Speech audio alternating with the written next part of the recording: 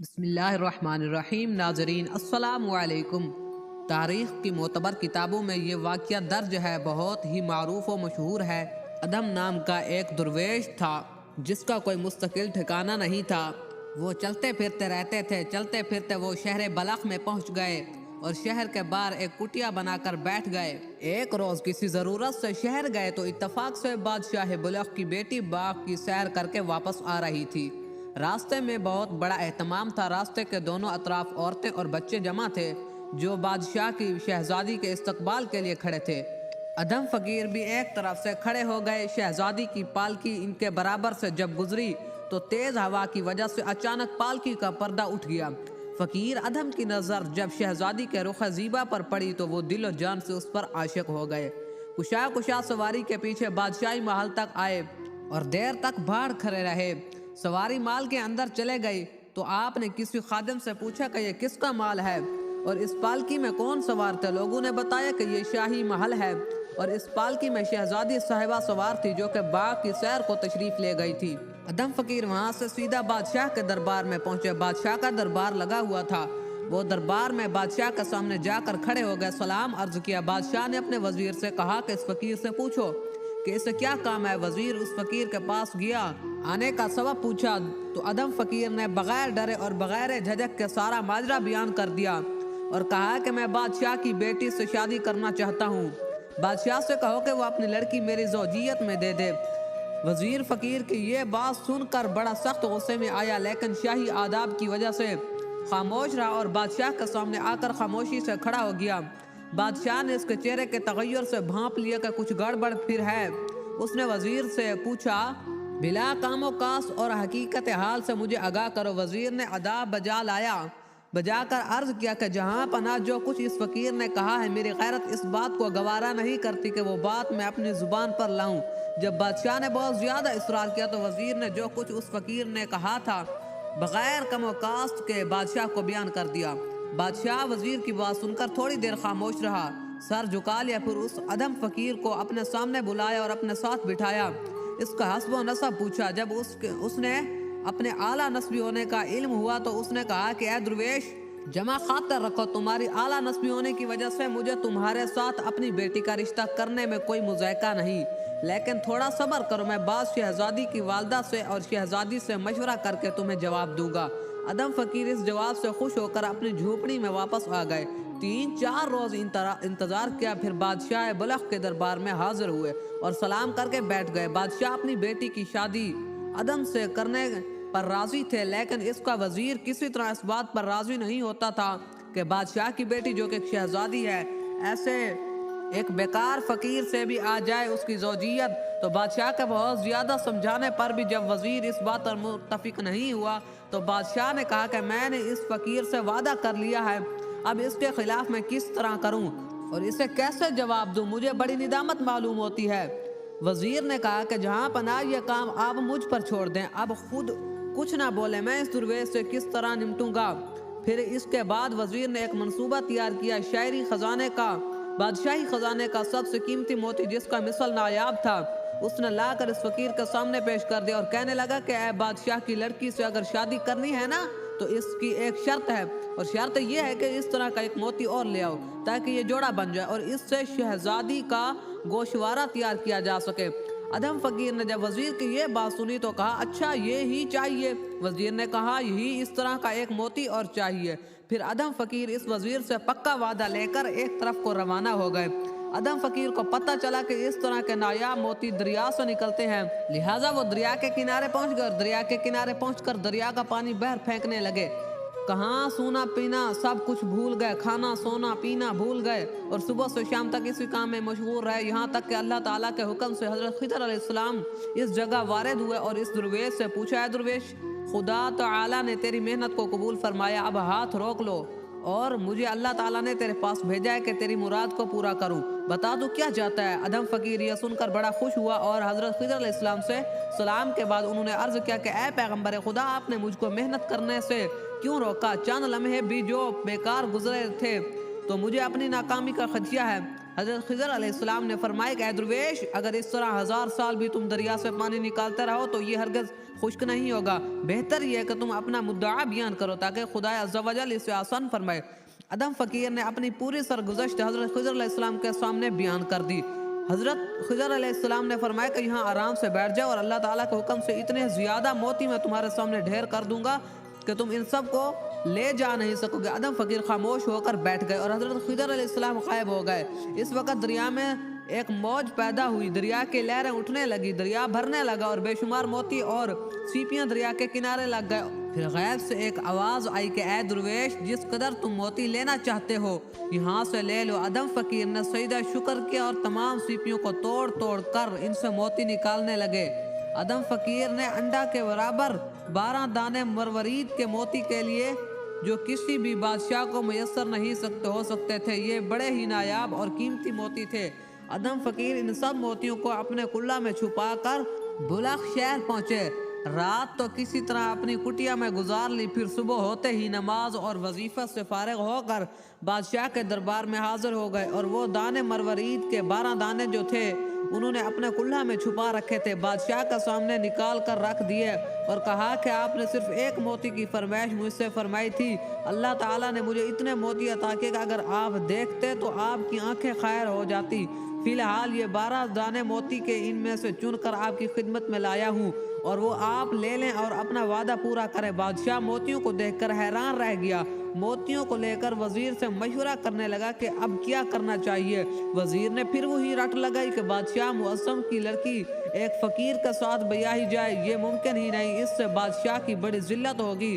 بادشاہ نے کہا کہ یہ تو ٹھیک ہے، لیکن مجھے اپنی جان کا خطرہ معلوم ہوتا ہے کہ یہ درویش بہت پہنچا ہوا شخص ہے اور باعظمت معلوم ہوتا ہے، اگر اس نے میرے حق میں بد دعا کر دی تو پھر سوائے پشیمانی کے اور کچھ حاصل نہیں ہوگا۔ وزیر نے کہا کہ بادشاہ سلامت، بس تھوڑی دیر کے لیے دربار سے اٹھ کر آپ محل تشریف لے جائیں، میں اس وقت فقیر کو دیکھ لیتا ہوں۔ مجبوراً بادشاہ دربار سے اٹھا اور محل کے اندر چلا گیا۔ بادشاہ جب اٹھ کر محل کے اندر چلا گیا تو وزیر نے درویش کو بلایا اور اس سے کہا کہ اے نامراد، تو کس دیوانگی میں مبتلا ہے؟ بادشاہ کی بیٹی شہزادی تیرے جیسے مفلس کی زوجیت میں دے دی جائے، یہ تو خدا کو بھی پسند نہ ہوگا، تیری آرزو کبھی پوری نہیں ہوگی، بہتر یہ کہ تو اپنی جان بچا کر یہاں سے بھاگ جا، ورنہ جو کچھ بھی تیرے نصیب میں لکھا ہے وہ سب پورا ہو جائے گا۔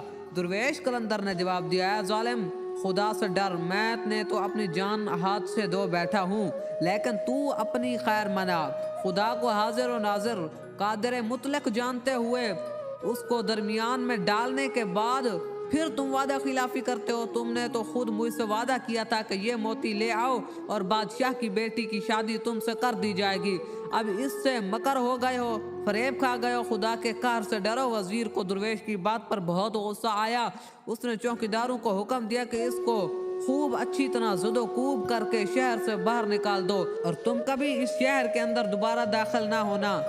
چوکیداروں نے فقیر ادم کو پکڑا، اسے زد و کوب کیا اور خوف کیا اور محل سے نکال دیا۔ ادم فقیر حیران و پریشان زارو قطار روتے ہوئے اپنی کٹیا کو لاج پہنچے اور وہاں مغموم ہو کر بیٹھ گئے۔ جب شہزادی کو اس بات کا علم ہوا تو اسے سکتہ ہو گیا۔ اب اس واقعے کو تھوڑی دیر گزری تھی کہ بادشاہ کی بیٹی کے پیٹ میں شدید تکلیف ہوئی، لاکھ علاج اور تدبیریں کی گئی لیکن کسی قسم کا کوئی فائدہ نہیں ہوا اور دیکھتے ہی دیکھتے شہزادی مر گئی۔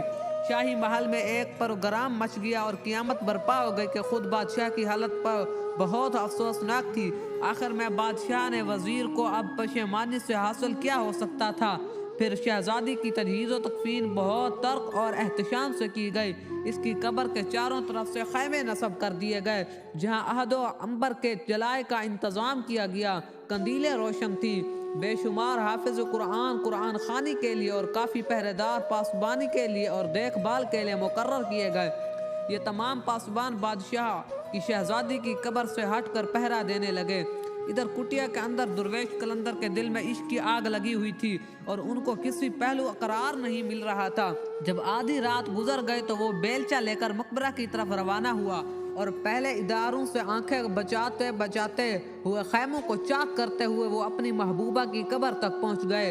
اسے کھود کر لاش کو قبر سے نکالا اور پھر قبر کو اس طرح ٹھیک کرنے کے بعد شہزادی کی لاش کو اپنے کندھے پر ڈال کر اپنی کٹیا کی طرف لٹائے۔ جھونپڑی میں پہنچ کر شہزادی کے جسد کو دیوار سے لگا کر بٹھا دیا، خود اس کے سامنے بیٹھ کر شہزادی کا نظارہ کرنے لگا جیسے عاشق اپنے محبوب کا نظارہ کرتا ہے۔ ابھی تھوڑی ہی دیر گزری تھی کہ ایک شخص کا وہاں سے گزر ہوا۔ وہ شخص ایک حاذق طبیب تھا۔ وہ بلخ شہر میں آیا تھا، لیکن شہر کا دروازہ بند ہو جانے کی وجہ سے وہ ادھر ادھر بھٹک رہا تھا۔ اسے سمجھ نہیں آ رہی تھی کہ شہر کا دروازہ تو بند ہے، اب کہاں جائے اور رات گزارنے کے لیے وہ کسی پناہ گاہ کی تلاش میں تھا۔ یکا یک ایک جھونپڑی سے روشنی آتی دیکھ کر اسے خیال ہوا کہ یہ یقینی طور پر کسی درویش کا آستانہ ہوگا۔